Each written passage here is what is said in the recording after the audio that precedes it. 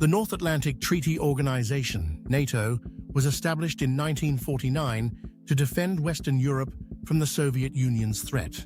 It is considered the longest-lasting and most successful defense alliance in history, with its strength largely based on its military ability to deter aggression.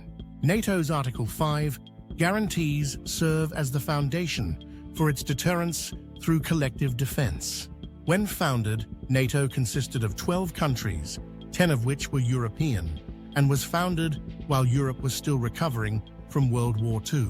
The Soviet Union and the West had occupied German zones of occupation, which included dividing the former German capital, Berlin, between the East and West.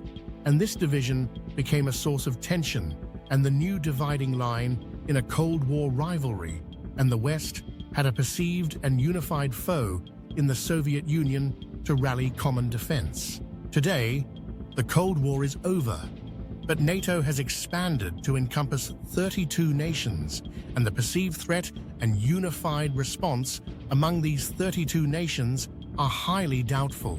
Most NATO governments agree that Russia poses the greatest geographical threat to Europe, but different nations have different priorities and policies on managing such threats. NATO's military power depends on member countries agreeing on Article 5 implementation in a crisis. As a requirement of membership, NATO countries must follow democratic principles, including free elections. This means that leaders who agree to the terms of NATO membership may be replaced by less inclined or anti-NATO leaders, potentially making them less disposed to support NATO leadership or using their inherent veto to stop policy changes they disagree due to their political national interest. NATO rules require unanimous consent for policy and strategy decisions, including military action. The organization adopts a Clausewitzian model, where military action is a representation of political exercise through alternative methods. However, once military operations begin, they are not subject to unanimous consent from the political leadership. Though this is theoretical due to NATO having not fought a war as an organization, making it uncertain how the political leadership may interact with NATO at war. The requirement of unanimous consent for political decisions prior to military action, such as the invocation of Article 5 and the use of collective defense, is another issue. Article 5 requires debate and unanimous consent to invoke it, but the founding members of NATO anticipated this potential issue and exhibited flexibility in defining a military response acceptable under Article 5.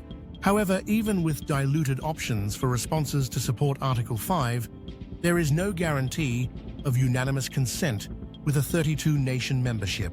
NATO's theoretical strength is only theoretical unless it can get 32 nations to support a NATO action with military force. If Russia is considered a military threat, Russia can adopt a political stance to convince at least one country to use its veto to stop a NATO collective response. This could nullify any NATO plan that depends on combined strength, resources, or the right of passage across borders. To address issues that could potentially make NATO impotent, it needs to amend its rules, which in itself will require unanimous consent. If collective defense is considered the best political option, creating a smaller, more politically aligned defense organization could supplement NATO but remain outside of NATO's control.